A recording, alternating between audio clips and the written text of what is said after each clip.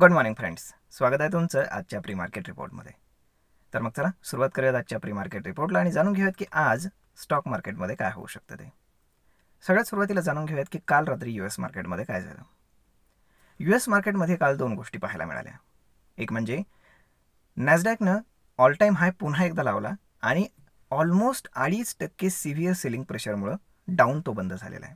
म्हणजे सेम डेला दोनही गोष्टी घडल्या. तर मग आता एवढं सिव्हिअर सेलिंग प्रेशर US मार्केटमध्ये येण्याचं कारण काय ते पहिले आपण जाणून घेऊ. ते म्हणजे तिथे जो काल इन्फ्लेशन डेटा आला, तर तो इन्फ्लेशन डेटा हा एक्सपेक्टेशनपेक्षा कमी आला, की जी ॲक्च्युअल स्टॉक मार्केटसाठी फार चांगली गोष्ट आहे. कारण यामुळे सप्टेंबरमध्ये रेट कट्स होण्याचे जे काही चान्सेस आहेत ते इन्क्रीज झालेत. मग असं असतानाही मार्केट एवढं ड्रास्टिकली फॉल का झालं? तर ऑलरेडी त्याचं प्रिडिक्शन मांडण्यात आलं होतं आणि म्हणूनच तुम्ही काही दिवस पाहिलं असेल की US मार्केट हे ऑल टाईम हाय रोज लावत होतं. रोज नवीन ऑल टाईम हाय, जसं आपल्या मार्केटमध्ये सध्या चालू आहे तसं. आणि जेव्हा ॲक्च्युअल न्यूज आली की त्याचं प्रिडिक्शन ऑलरेडी मांडून त्याच्यामध्ये प्रॉफिट करून झाले होते लोकांचे, आणि त्यामुळे जेव्हा न्यूज आली तेव्हा मार्केट ड्रास्टिकली फॉल झालं. यापेक्षा जास्त वेगळं काहीही नाही, हे नॅचरल आहे आणि खूप कॉमन आहे. आता आपण काल FIIs आणि DIIचा डेटा पाहू. काल FIIsने 1100 कोटींच्या आसपास सेलिंग केलेलं आहे आणि डोमेस्टिक इन्स्टिट्यूशननं 1600 कोटींच्या आसपास बाईंग केलं आहे. म्हणजेच जर आपण नेट टू नेट फिगर पाहिली तर ऑलमोस्ट 500 कोटींच्या आसपास सरप्लस फिगर आहे, की जी पुन्हा कॉम्पन्सेट करताना त्यांनी आपण काय म्हणतो की फॉरेन इन्स्टिट्यूशनला टेक ओव्हर केलं आहे. आता आपण कालचा TCSचा रिझल्ट पाहू. आता TCSचा रिझल्ट म्हणजे त्याला आपण काय म्हणू शकतो, तो दोन्ही बाजूने वाजवला जाऊ शकतो. चांगलाही पण आहे, वाईट पण आहे. तर पहा, तर चांगला असण्यामागचं कारण काय, तर सगळ्यात पहिले TCSचा रिझल्ट जाणून घेऊ.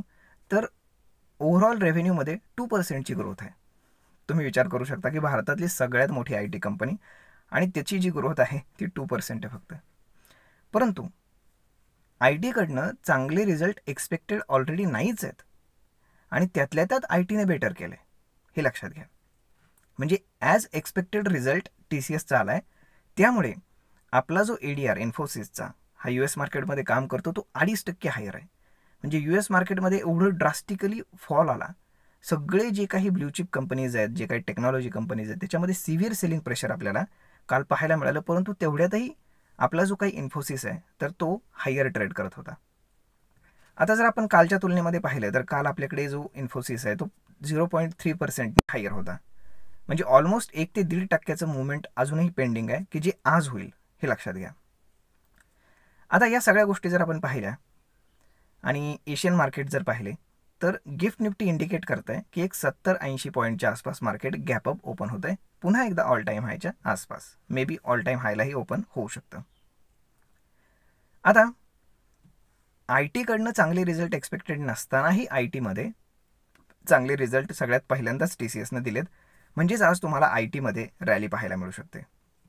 आणि जर मार्केटला व्यवस्थित कॉम्पन्सेट करायचं असेल तर त्याच्या अगेन्स्ट जे काही बँकिंग स्टॉक आहेत तर त्याच्यामध्ये आपल्याला पडझड पाहायला मिळू शकते.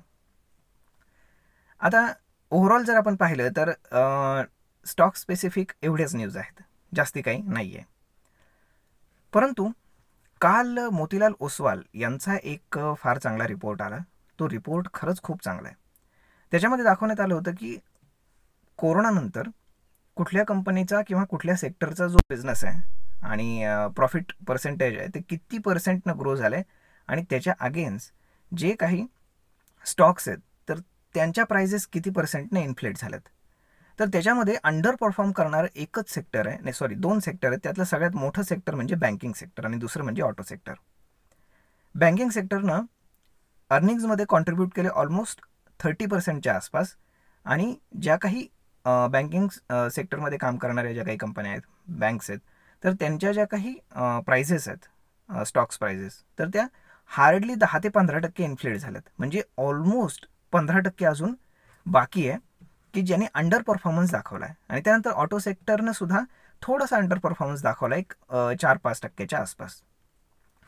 परंतु हे 2 सेक्टर असे आहेत की ज्यांनी अंडर परफॉर्मन्स दाखवला आहे. आणि तिसरं म्हणजे कॉस्ट टू कॉस्ट चाललेलं सेक्टर म्हणजे FMCG सेक्टर. म्हणजे येणाऱ्या काही काळामध्ये लार्ज कॅपमध्ये या 3 सेक्टरमध्ये चांगल्या अपॉर्च्युनिटी भेटू शकतात त्यातल्या त्यात बँकिंगमध्ये सगळ्यात जास्त प्रायव्हेट बँक्स, त्यानंतर गव्हर्नमेंट बँक्स, त्यानंतर ऑटो कंपनीज आणि त्यानंतर FMCG कंपनीज. अदरवाईज आपण बाकीच्या ज्या कंपन्या पाहिल्या तर त्यांच्या जे स्टॉक्स आहेत तर त्या स्टॉक्सनं ऑलरेडी त्यांच्या अर्निंग्सपेक्षा जास्त स्टॉकनं रिटर्न्स दिलेले आहेत की जे एक्सपेक्टेड नाही आहे. म्हणजे तिथे आपल्याला पडझड पाहायला मिळू शकते किंवा कन्सॉलिडेशन पाहायला मिळू शकतं.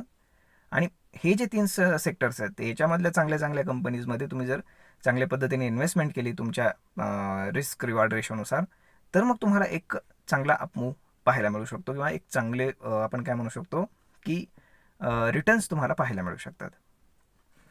तर मग अशा पद्धतीनं स्टॉक मार्केटमध्ये जर आपण पाहिलं आता डेली बेसिसवरती तर 2 दिवस मार्केट गॅप अप ओपन होत होतं, परंतु सेलिंग प्रेशर येत होतं. परंतु 2 दिवस जर तुमच्या लक्षात आलं असेल ना तर ॲक्च्युली DI आणि FI हे दोघंही बायर्स होते. कालच फक्त फॉरेन इन्स्टिट्यूशननं सेल केला, परवा तर दोघेही बाहेर होते.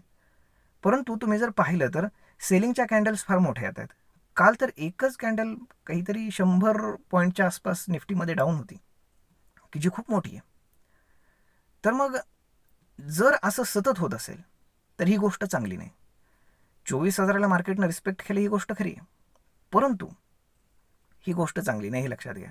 म्हणजे कुणीतरी मोठ्या प्रमाणात सेल करतंय कॅशमध्ये, मग त्याच्यामागची कारणं काय आहेत ती शोधावी लागतील.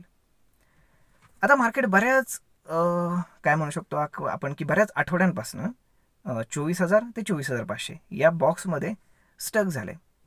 ते आयदर ब्रेकडाऊन करून 24,000च्या खाली येईल किंवा ब्रेकआउट करून 24,500च्या वर जाईल. परंतु 24,500 क्रॉस करण्याची शक्यता फार जास्त आहे, कारण एकतर विक्स इन्फ्लेट होतोय, इंडिया विक्स, आणि त्यामुळे ऑप्शनच्याही प्राइजेस इन्फ्लेट होत आहेत आणि प्लस त्याच्यामुळे स्टॉक्सवरती सुद्धा इम्पॅक्ट येतोय. आता सगळ्यात महत्त्वाचा इव्हेंट आहे तो म्हणजेच बजेट. जर बजेट एक्सपेक्टेशनपेक्षा चांगलं लागलं नाही तर एक ड्रास्टिक फॉल आपल्याला तिथनं पाहायला मिळू शकतो. तर मग पाहूयात काय होतं ते. आय होप मित्रांनो तुम्ही जर कुठलीही स्टॉकमध्ये म्हणा किंवा मग ऑप्शन्समध्ये जर काही पोजिशनल घेऊन जात असाल तर आता ते दिवस नाही आहेत. ॲटलिस्ट जोपर्यंत बजेट होत नाही तोपर्यंत तुम्ही कुठलीही पोझिशन कॅरी करू नये असा माझा सल्ला राहील. कारण अचानक कुठलंही मुवमेंट येऊ शकतं आणि तुमचा स्टॉप लॉस कट होऊ शकतो. तर आय होप तुम्हाला ही माहिती ट्रेड आणि इन्व्हेस्टमेंट करण्यासाठी नक्कीच उपयोगी पडत असेल. आणि जर हा व्हिडिओ तुम्हाला आवडला असेल तर आपल्या जवळच्या मित्रमंडळींसोबत देखील हा व्हिडिओ तुम्ही शेअर करायला विसरू नका आणि चॅनलला सबस्क्राईब करायला विसरू नका.